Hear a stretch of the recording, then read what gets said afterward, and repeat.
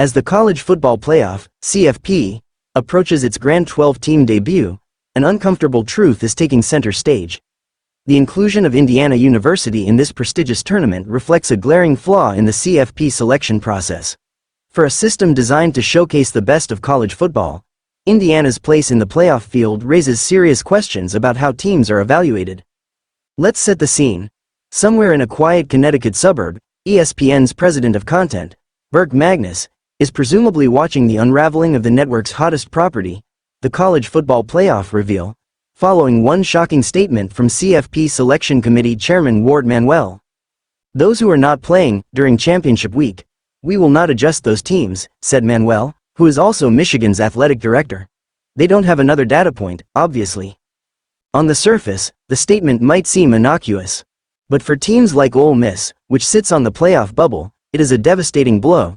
Manuel's remarks suggest that the committee won't reward or penalize teams not competing in conference championships, effectively freezing their rankings. The implications? A team like Ole Miss, which defeated SEC powerhouse Georgia by 18 points earlier this season, could be overlooked in favor of Indiana, a team with no wins against the CFP's top 25 and a 23-point loss to Ohio State. Indiana's season has been a remarkable story. The Hoosiers set a school record with 11 wins, but the quality of their schedule is a glaring issue. Their victories have come against overmatched opponents, and they've failed to notch a single win against ranked competition. Ole Miss, on the other hand, boasts a far more compelling case.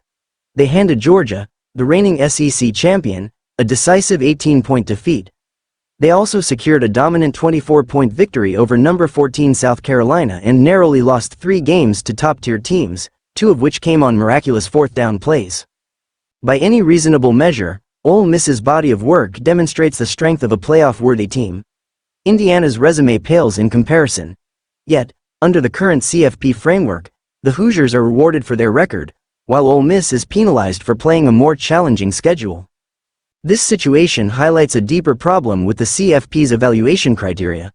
Manuel's assertion that a lack of additional data points during championship week shouldn't hurt a team like Indiana is troubling. A win over the SEC champion, the strongest conference in college football, is unquestionably a significant data point. By ignoring such factors, the committee undermines the credibility of the playoff system. It's not just Ole Miss that's being shortchanged.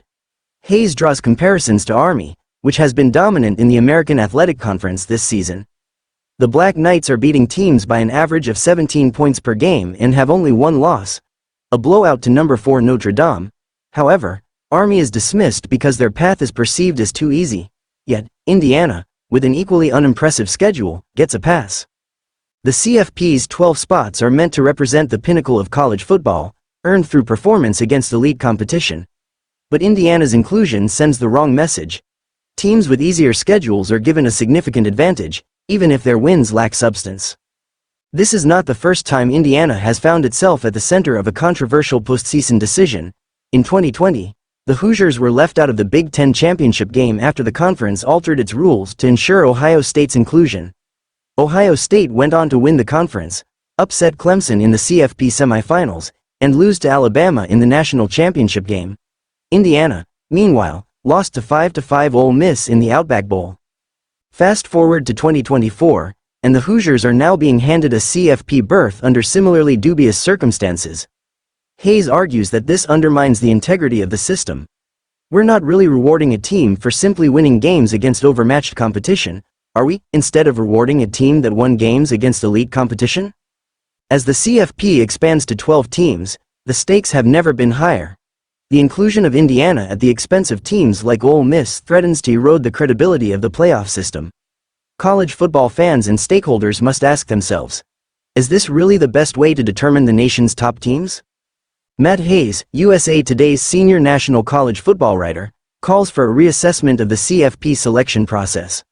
A tournament designed to crown the best team in college football must prioritize strength of schedule and quality wins over superficial records. For now, Indiana's inclusion may be a novelty act, but it's one that could have lasting consequences for the future of the college football playoff.